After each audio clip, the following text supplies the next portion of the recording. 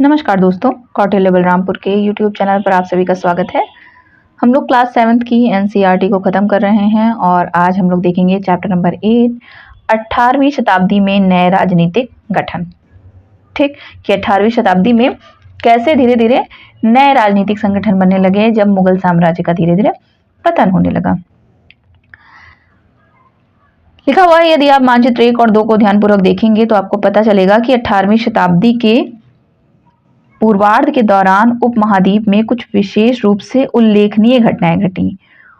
गौर कीजिए कि कई स्वतंत्र राज्यों के उदय से मुगल साम्राज्य की सीमाएं किस तरह से बदली। आप ये भी देखें कि 1765 तक एक अन्य शक्ति यानी ब्रिटिश सत्ता ने पूर्वी भारत के बड़े बड़े हिस्सों को सफलतापूर्वक हड़प लिया था। ये मानचित्र है। ये मानचित्र हमें ये दर्शाते हैं कि 18वीं शताब्दी एक ऐसी अवधि थी जब भारत में राजनीतिक परिस्थितियां अपेक्षाकृत एक छोटे से समयांतराल में बड़ी तेजी से अचानक बदलनी शुरू हो गई थी। इस अध्याय में हम 18वीं शताब्दी के पूर्वार्ध, मोटे तौर पे 1707 में जब औरंगजेब की मृत्यु हुई थी से लेकर 1761 तक, यानी जब पानीपत की तीसरी लड़ाई हुई, इस दौरान उपमहाद्वीप में उत्पन्न हुई नई राजनीतिक शक्तियों के बारे में पढ़ेंगे। तो सबसे पहले मैप देखा जाए। ये रहा आपका पहला मैप। ठीक है, किस तरह से छोटे छोटे राज्यों का उदय हुआ मुगल साम्राज्य की सीमा। जैसे देखिए ये बंगाल जो डार्क कलर से है। ठीक है, मुगल साम्राज्य की बाहरी सीमा 1700 तक जो थी, ये डॉट डॉट डॉट कलर से दर्शाया गया ब्लैक कलर के। ये पूरा मुगल साम्राज्य था ना। और फिर बाद में क्या हुआ कि जो हल्का हरा दिख रहा होगा, जैसे ये हैदराबाद, ये एक राज्य हो गया। मराठा ये राज्य हो गया। मालवा ये राज्य हो गया। अवध एक प्रांत हो गया। सिखों का एक प्रांत हो गया। बंगाल एक प्रांत हो गया। ठीक, तो यानी धीरे धीरे ये क्षेत्रीय सीमा बदलने लगी। और फिर क्या हुआ, ब्रिटिश नियंत्रण के अंतर्गत मध्य एक और नई सत्ता ब्रिटिश एम्पायर, ये देखिए ये यहाँ पे राज कर रही है और ये बंगाल, बिहार ये पूरा कवर कर रही है। ठीक है, सबसे पहले बंगाल को कवर किया ब्रिटिशों ने। तो कुल मिला के धीरे धीरे मानचित्र चेंज हो रहा है। जो पहले एक समय मुगलों का नक्शा हुआ करता था, पूरी सीमा देखिए, बाउंड्री कहाँ से कहाँ तक जा रही है। ये रही उनकी बाउंड्री ये देखो, और यहाँ तक ये पूरा मुगलों का था। धीरे धीरे सब अलग हो रहा है, क्षेत्रीय शक्तियां उत्पन्न हो रही हैं। तो औरंगजेब की मृत्यु के बाद और पानीपत की तीसरी लड़ाई के पहले तक का, मतलब लड़ाई तक का हम लोग पढ़ेंगे। मुगल साम्राज्य और परवर्ती मुगलों के लिए संकट की स्थिति, यानी जो मुगल थे उनके लिए संकट की स्थिति कैसे उत्पन्न हुई। चैप्टर नंबर 4 में हमने देखा था कि मुगल साम्राज्य अपनी सफलता की ऊंचाई पर किस प्रकार पहुंचा था, कैसे इतना सफल हुआ था। और फिर 17वीं शताब्दी के अंतिम वर्षों में उसके सामने तरह तरह के संकट किस प्रकार खड़े होने लगे थे। ऐसा अनेक कारणों से हुआ था।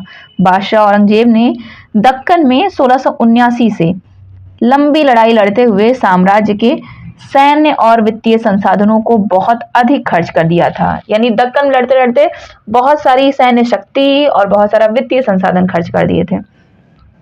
औरंगजेब के उत्तराधिकारियों के शासनकाल में साम्राज्य के प्रशासन की कार्यकुशलता समाप्त होने लगी और मनसबदारों के शक्तिशाली वर्गों को वश में रखना केंद्रीय सत्ता के लिए कठिन हो गया। जब प्रशासन की कार्यकुशलता समाप्त होने लगी तो मनसबदार का जो शक्तिशाली वर्ग था उनको अपने कंट्रोल में रखना लगभग इम्पॉसिबल हो गया। सूबेदार के रूप में नियुक्त अभिजात अक्सर राजस्व और सैन्य प्रशासन दोनों कार्यालयों पर नियंत्रण रखते थे। इससे मुगल साम्राज्य के विशाल क्षेत्रों पर उन्हें विस्तृत राजनीतिक, आर्थिक और सैन्य शक्तियां मिल गईं। जैसे जैसे सूबेदारों ने प्रांतों पर अपना नियंत्रण सुदृढ़ किया, राजधानी में पहुंचने वाले राजस्व की मात्रा में कमी आती गई। ठीक, जैसे जैसे सूबेदार लोग अपने अपने प्रांत सुदृढ़ करते गए तो भाई एक सूबा है वो अलग हो गया, वो अपना शासन प्रशासन अपने तरीके से चला रहा है, तो जो राजस्व, जो कर केंद्रीय सरकार को पहुंच रहा था उसमें कमी आएगी कि नहीं। राजधानी में राजस्व ही नहीं पहुंच रहा है, उसमें कमी आने लगी।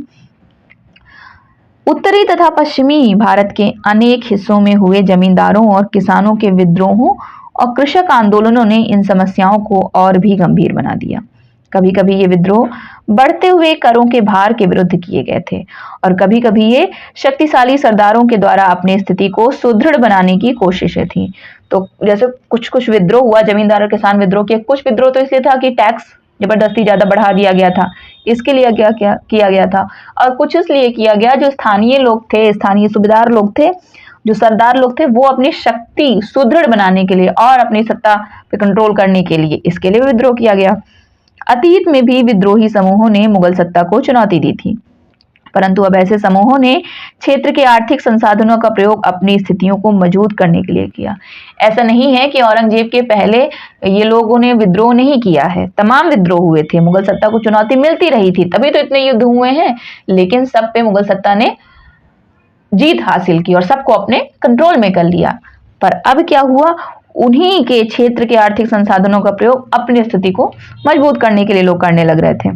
और जिस तरह से धीरे धीरे राजनीतिक व आर्थिक सत्ता प्रांतीय सूबेदारों, स्थानीय सरदारों व अन्य समूहों के हाथों में आ रही थी, औरंगजेब के उत्तराधिकारी इस बदलाव को रोक ना सके। तो औरंगजेब के बाद आने वाले जो शासक थे, उनके उत्तराधिकारी ये परिवर्तन, ये बदलाव रोकने में असमर्थ रहे। देखो, भरपूर फसल और खाली तिजोरियां। एक तत्कालीन लेखक ने साम्राज्य के वित्तीय दिवालियेपन का वर्णन शब्दों में, दिवालियापन माने कुछ भी हाथ में ना रहना, दिवालिया हो जाना, कुछ भी नहीं, 1 रुपया नहीं है। बड़े जमींदार निसहाय और निर्धन हो गए हैं। उनके किसान वर्ष में 2 फसलें उगाते हैं, लेकिन उन्हें दोनों में से कुछ नहीं मिलता है। उनके स्थानीय गुमाश्ते एक तरह से किसानों के हाथ की कठपुतली बने रहते हैं, जैसे कि स्वयं किसान अपने ऋणदाता के वश में रहता है, जब तक कि वह साहूकार का कर्जा नहीं चुका देता। इस प्रकार संपूर्ण व्यवस्था एवं प्रशासन इतना चकनाचूर हो चुका है कि यद्यपि किसान अपनी फसल के जरिए मानो सोना बटोरता है, लेकिन उसके मालिक जमींदार को एक तिनके का टुकड़ा भी नहीं मिलता है। ऐसी हालत में जमींदार सशस्त्र सेना कैसे रख सकते हैं, जिनकी उससे आशा की जाती है। वे अपने सैनिकों को जो लड़ाई के समय उनके आगे आगे चलते हैं और घुड़सवारों को जो उनके ठीक पीछे चलते हैं, पैसा कहाँ से देंगे। ठीक, ये पूरा जमींदारों के दिवालियेपन का विवरण है। इस आर्थिक और राजनीतिक संकट के बीच ईरान के शासक नादिर शाह ने 1739 में दिल्ली पर आक्रमण कर दिया और संपूर्ण नगर को लूट कर वह बड़ी भारी मात्रा में धन दौलत ले गया। ठीक, एक तो करेला, दूजा नीम चढ़ा, माने आफत में आफत, है ना। एक तो वैसे ही सत्ता कमजोर हो रही थी, क्षेत्रीय लोग विद्रोह कर रहे थे, क्षेत्रीय सरदार लोग। दूसरा, ईरान का शासक नादिर शाह, उसने अटैक कर दिया और 1739 में, जिसको करनाल का युद्ध बोलते हैं, दिल्ली को लूटपाट के लेके चला गया, बहुत लूटा दिल्ली को। नादिर शाह के आक्रमण के बाद अफगान शासक अहमद शाह अब्दाली के आक्रमणों का तांता लगा रहा। उसने तो 1748 से 1761 के बीच 5 बार उत्तरी भारत पर आक्रमण किया और लूटपाट मचाई। ठीक, अंदर बाहर हर जगह तबाही मची हुई है, तो कैसे व्यवस्था सही रहती। नादिर शाह का दिल्ली का आक्रमण, ये नादिर शाह की फोटो बनी हुई है, 1779 का एक चित्र है। नादिर शाह के आक्रमण के परिणाम स्वरूप दिल्ली में जो विध्वंस हुआ, उसका वर्णन समकालीन प्रेक्षकों ने किया था। इनमें से एक ने मुगल कोष से जिस तरह धन लूटा था, उसका वर्णन इस तरह से किया है। 60 लाख रुपए और कई हजार सोने के सिक्के, लगभग 1 करोड़ रुपए के सोने के बर्तन, गिनते जाइए, लगभग 50 करोड़ रुपए के गहने। फिर से एक बार, 60 लाख रुपए, कई हजार सोने के सिक्के, लगभग 1 करोड़ रुपए के सोने के बर्तन, लगभग 50 करोड़ रुपए के गहने, जवाहरात और अन्य चीजें ले गया, जिनमें से कुछ तो इतनी बेशकीमती थी कि दुनिया में उनका मुकाबला कोई नहीं कर सकता है, जैसे तख्त ताउस यानी मयूर सिंहासन, जो कि शाहजहां ने बनवाया था, कोहिनूर हीरा जिस पे लगा था। एक अन्य वृत्तांत में दिल्ली पर आक्रमण के प्रभाव का वर्णन मिलता है। जो कभी मालिक थे, अब बड़ी दर्दनाक हालत में आ गए। जिन्हें कभी भरपूर आदर इज्जत दी जाती थी, उन्हें अब प्यास बुझाने के लिए पानी भी नहीं मिलता। अलग थलग पड़े लोगों को उनके कोनों से खींचकर बाहर निकाल दिया गया। दौलतमंदों को भिखारी बना दिया गया। जो शौकीन लोग कभी तरह तरह के सुंदर कपड़े पहनकर पोशाकों का नया नया फैशन चलाते थे, अब नंगे घूमने लगे। और जिनके पास जमीन जायदाद की कोई कमी नहीं थी, वे अब बेघर हो गए। नया शहर यानी शाहजहानाबाद, जो बाद में दिल्ली कहलाया, अब मलबे का ढेर बन गया। नादिर शाह ने तब शहर के पुराने मोहल्लों पर हमला बोला और वहां की सारी दुनिया को तबाह कर डाला।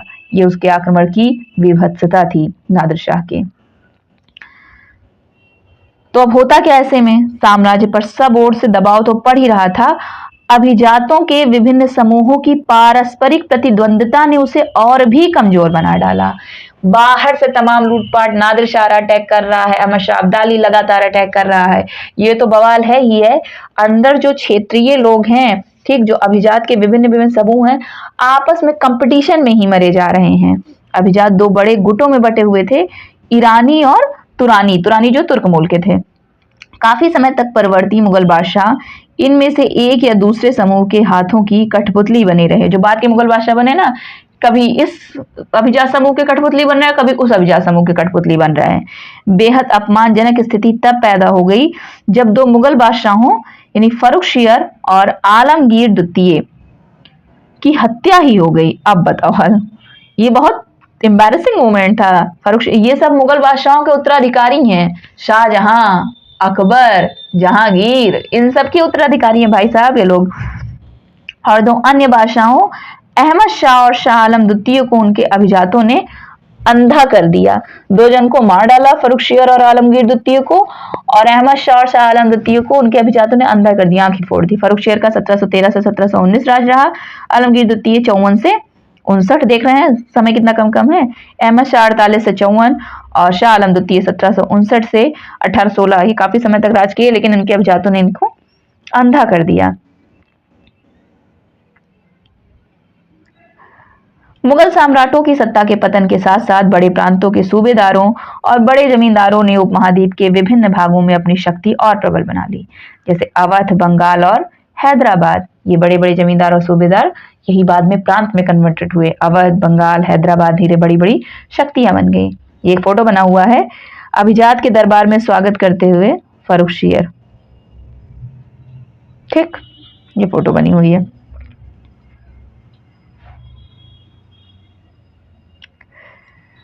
राजपूत, ये लोग क्या कर रहे थे भाई? बहुत से राजपूत घराने, विशेष रूप से अंबर और जोधपुर के राजघराने, मुगल व्यवस्था में विशिष्टता के साथ सेवारत रहे। बदले में उन्हें अपनी वतन जागीरों पर पर्याप्त स्वायत्तता का आनंद लेने की अनुमति मिली हुई थी। मुगल व्यवस्था में सेवारत रह रहे हैं, बदले में क्या मिल रहा है? जो उनकी जागीर है, वतन जागीर है, उसपे पूरी ऑटोनॉमी दी हुई है, पूरी स्वतंत्रता दी हुई है, कैसे राज करो। अब 18वीं शताब्दी में इन शासकों ने अपने आसपास के इलाकों पर अपने नियंत्रण का विस्तार करने के लिए प्रयास शुरू कर दिया। पहले तो ऑटोनॉमस थे ही, आराम से जो मन कर रहे हैं, धीरे धीरे क्या कर रहे हैं, और आसपास के इलाके पर नियंत्रण करना चालू कर दिए। जोधपुर के राजा अजीत सिंह ने भी मुगल दरबार की गुटीय राजनीति में अपना पैर फंसा दिया। इन प्रभावशाली राजपूत घरानों ने गुजरात और मालवा के लाभदायक सूबों की सूबेदारी का दावा किया। जोधपुर के राजा अजीत सिंह को गुजरात की सूबेदारी और अंबर के सवाई राजा जय सिंह को मालवा की सूबेदारी मिल गई। ठीक है, ये लोग पहले मुगल प्रशासन में हिस्सेदारी किया करते थे, बदले में अपना स्वायत्त तो रह ही रहे थे, लेकिन अब धीरे धीरे अपने इर्द गिर्द के क्षेत्रों पे भी कब्जा करना चालू कर दिए। और जोधपुर के राजा अजीत सिंह को गुजरात की सूबेदारी मिल गई और सवाई राजा जय सिंह को अंबर की सूबेदारी मिल गई। बादशाह जहांदर शाह ने 1713 में इन राजाओं के इन पदों का नवीकरण कर दिया। उन्होंने अपने वतनों के पास पड़ोस के शाही इलाकों के कुछ हिस्सों पर कब्जा करने की कोशिश की। जोधपुर राजघराने ने नागौर को जीत लिया और अपने राज्य में मिला लिया। दूसरी ओर अंबर ने भी बूंदी के बड़े बड़े हिस्सों पर अपना कब्जा कर लिया। सवाई राजा जय सिंह ने जयपुर में अपनी नई राजधानी स्थापित की और उसे 1722 में आगरा की सूबेदारी दे दी गई। ये देखिए चित्तौड़गढ़ किला बना हुआ राजस्थान में। कई राजपूत सरदारों ने पहाड़ियों की चोटियों पर किले बनाए जो सत्ता के केंद्र बने। व्यापक किलेबंदी के साथ इन भव्य संरचनाओं में नगर, महलें, मंदिर, व्यापारिक केंद्र, जल संग्रहण संरचनाएं और अन्य इमारतें होती थीं। चित्तौड़गढ़ किले में तालाब, कुंडी, कुएं, बावली जैसे कई जल निकाय थे। चित्तौड़गढ़ किला है, राजस्थान में है। 1740 के दशक में राजस्थान में मराठों के अभियानों ने इन रजवाड़ों पर भारी दबाव डालना शुरू किया। धीरे धीरे मराठा अभियान होने लगे, तो रजवाड़ों पर दबाव पड़ना शुरू हुआ, जिससे उनका अपना विस्तार आगे होने शुरू किया। इसी कारण राजा रजवाड़े अपना बहुत विस्तार नहीं कर पाए। जयपुर के राजा जयसिंह 1732 के एक फारसी वृत्तांत में राजा जयसिंह का वर्णन मिलता है। राजा जयसिंह ने अपनी सत्ता की चरम सीमा पर थे। 12 वर्ष के लिए वे आगरा के सूबेदार रहे और 5 या 6 वर्ष के लिए मालवा के। उनके पास विशाल सेना, तोपखाना, भारी मात्रा में धन संपदा थी। उनका प्रभाव दिल्ली से लेकर नर्मदा के तट तक फैला हुआ था।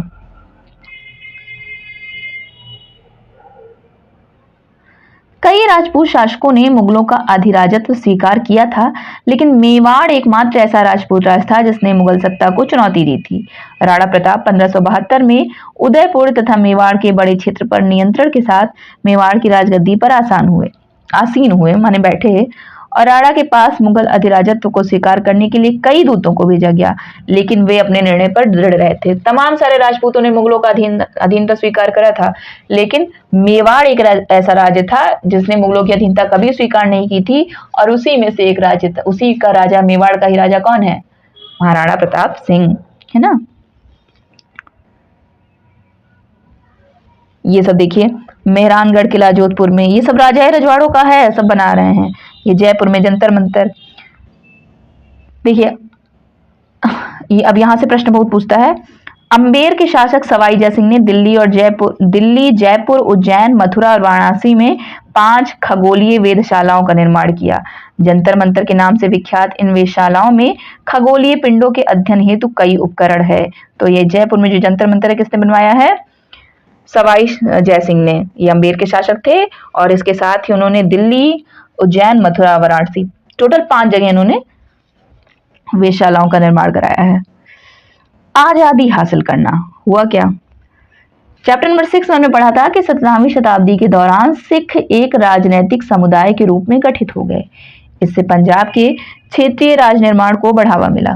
गुरु गोविंद सिंह ने 1699 में खालसा पंथ की स्थापना से पूर्व और उसके पश्चात राजपूत व मुगल शासकों के खिलाफ कई लड़ाइयां लड़ी। 1708 में गुरु गोविंद सिंह की मृत्यु के बाद बंदा बहादुर, ये आपको पता है गुरु गोविंद सिंह ने खालसा पंथ की स्थापना की थी। पंजाब में कैसे जो एक धार्मिक आंदोलन था वो धीरे धीरे राजनीतिक रूप कैसे लेना स्टार्ट हो गया। तो 1708 में जब गुरु गोविंद सिंह की मृत्यु हुई, इसके बाद उनके उत्तराधिकारी बंदा बहादुर के नेतृत्व में खालसा ने मुगल सत्ता के खिलाफ विद्रोह किए। उन्होंने बाबा गुरु नानक और गुरु गोविंद सिंह के नामों वाले सिक्के गढ़कर अपने शासन को सार्वभौम बताया। खालसा से क्या मतलब है? कमेंट बॉक्स में लिख के बताएं। बताया भी है चैप्टर नंबर 6 में आपको। सतलुज और यमुना नदियों के बीच के क्षेत्र में उन्होंने अपने प्रशासन की स्थापना की। 1715 में बंदा बहादुर को बंदी बना लिया गया और 1716 में उसे मार दिया गया। 18वीं शताब्दी में कई योग्य नेताओं के नेतृत्व में सिखों ने अपने आप को पहले जत्थों में और बाद में मिसलों में संगठित किया, और इन जत्थों और मिसलों की संयुक्त सेनाएं दल खालसा कहलाती थीं। और उन दिनों दल खालसा बैसाखी और दिवाली के पर्वों पर अमृतसर में मिलता था, और इन्हीं बैठकों में वे सामूहिक निर्णय लिए जाते थे जिन्हें गुरमत्ता यानी गुरु के प्रस्ताव कहा जाता था। सिखों ने राखी व्यवस्था स्थापित की, जिसके अंतर्गत किसानों से उनकी उपज का 20% कर के रूप में लेकर बदले में उन्हें संरक्षण प्रदान किया जाता था। ये देखिए, ये महाराजा रणजीत सिंह की तलवार है। ये महाराजा रणजीत सिंह की तलवार है, उसका वो म्यान। और गुरु गोविंद सिंह सिखों के 10वें गुरु, उनकी एक तस्वीर है। जैसे आपको पता है कि गुरु गोविंद सिंह ने खालसा को प्रेरित किया था कि शासन उनके भाग्य में है, राज करेगा खालसा। अपने सुनियोजित संगठन के कारण खालसा पहले मुगल सूबेदारों के खिलाफ, फिर अहमद शाह अब्दाली के खिलाफ सफल विरोध प्रकट कर सका था, क्योंकि संगठन उनका ऑर्गेनाइज तरीके से था, संगठित तरीके से था। अहमद शाह अब्दाली ने मुगलों से पंजाब का समृद्ध प्रांत और सरहिंद की सरकार को अपने कब्जे में कर लिया था। खालसा ने 1765 में अपना सिक्का गढ़कर सार्वभौम शासन की घोषणा की। ये महत्वपूर्ण है कि सिक्के पर उत्कीर्ण शब्द वही थे जो बंदा बहादुर के समय में खालसा के आदेशों में पाए जाते हैं। ठीक, यानी ऐसा नहीं है कि जो अगला शासक आ रहा है पिछले को बिल्कुल इग्नोर कर दे रहा है। ये उनके संगठन की सबसे महत्वपूर्ण चीज थी सिखों के संगठन की। सब एक दूसरे का आदर और सम्मान कर रहे हैं। 18वीं शताब्दी के अंतिम भाग में सिख इलाके सिंधु से यमुना तक फैले हुए थे। यद्यपि ये विभिन्न शासकों में बटे हुए थे, इनमें से एक शासक महाराजा रणजीत सिंह ने विभिन्न सिख समूहों में फिर से एकता कायम करके 1799 में लाहौर को अपनी राजधानी बनाया। ठीक, वही महाराजा रणजीत सिंह जिनकी ये तलवार है। तो एक तरह से आपने देखा कि सिख कैसे अलग हुए, सिख राज्य कैसे बना। ठीक, अब मराठा, इनके बारे में देखते हैं। मराठा राज्य एक अन्य शक्तिशाली क्षेत्रीय राज था जो मुगल शासन का लगातार विरोध करके उत्पन्न हुआ था। छत्रपति शिवाजी महाराज 1630 से 1680 जिनका शासन रहा है, इन्होंने शक्तिशाली योद्धा परिवारों यानी देशमुखों की सहायता से एक स्थायी राज्य की स्थापना की। अत्यंत गतिशील कृषक पशुचारक कुणबी मराठों की सेना के मुख्य आधार बन गए। शिवाजी ने प्रायद्वीप में मुगलों की चुनौती देने के लिए इस सैन्य बल का प्रयोग किया। शिवाजी की मृत्यु के पश्चात मराठा राज्य में प्रभावी शक्ति की एक परिवार के हाथ में रही, जो शिवाजी के उत्तराधिकारियों के शासनकाल में पेशवा यानी प्रधानमंत्री जो थे उनके रूप में अपनी सेवाएं देते रहे और पुणे मराठा राज्य की राजधानी बन गया।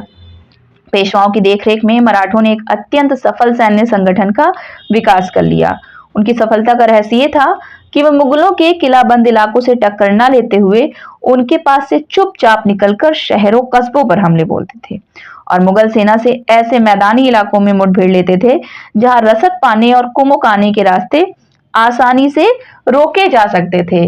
ठीक, क्योंकि कोई भी सेना सैनिक लड़ेगी तो उनको कुछ चाहिए होगा खाने पीने के लिए। तो ऐसे जो महत्वपूर्ण चीज है जहां रसद खाने पीने की चीजों को, हथियार को आने से रोका जा सके, ऐसी जगह मुठभेड़ करते थे।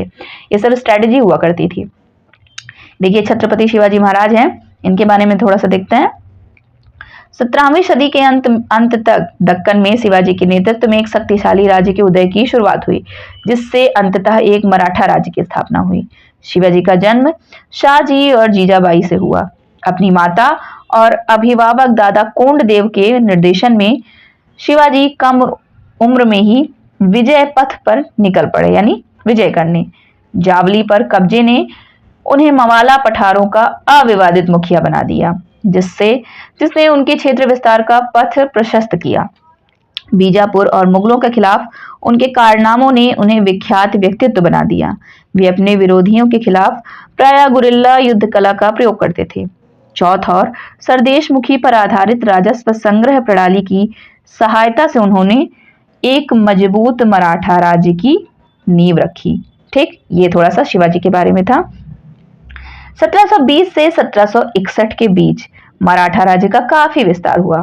उसने शनह शनह यानी धीरे धीरे और काफी सफलता पूर्वक मुगल साम्राज्य की सत्ता को क्षति पहुंचाई। 1720 के दशक तक मालवा और गुजरात मुगलों से छीन लिए गए, ये सब मुगल से छीन लिया गया और 1730 के दशक तक मराठा नरेश को समस्त दक्कन प्रायद्वीप के अधिपति के रूप में मान्यता मिल गई और साथ ही साथ इस क्षेत्र पर चौथ और सरदेशमुखी कर वसूलने का अधिकार भी मिल गया। चौथ और सरदेशमुखी नामक कर वसूला जाता था मराठा राज्य में। ये देखिए चौथ क्या होता था, जमींदारों द्वारा वसूला जाने वाला भू राजस्व का 25%। दक्कन में इनको मराठा वसूलते थे। सरदेशमुखी दक्कन में मुख्य राजस्व संग्रहकर्ता को दिए जाने वाले भू राजस्व का 9 से 10% हिस्सा। ये देखिए प्रमुख मराठा राज्यकर्ता छत्रपति शिवाजी महाराज 1630 से 80, संभाजी महाराज 81 से 89, छत्रपति राजाराम महाराज 1689 से 1700, फिर महारानी ताराबाई 1761, साहूजी महाराज 1682 से 1749। ये प्रमुख मराठा राज्यकर्ता है, जिसमें से संभाजी महाराज पे अभी एक पिक्चर भी आई है विकी कौशल की, छावा शायद मूवी का नाम है, जरूर देखिएगा, थोड़ी सी इतिहास की समझ और बढ़ेगी ही। 1737 में दिल्ली पर धावा बोलने के बाद मराठा प्रभुत्व की सीमाएं तेजी से बढ़ी। वे उत्तर में राजस्थान और पंजाब, पूर्व में बंगाल और उड़ीसा तथा दक्षिण में कर्नाटक और तमिल एवं तेलुगु प्रदेशों तक फैल गईं। इन क्षेत्रों को औपचारिक रूप से मराठा साम्राज्य में सम्मिलित नहीं किया गया, मगर मराठा प्रभुसत्ता को स्वीकार करने के तरीके के रूप में उनसे भेंट की रकम ली जाने लगी।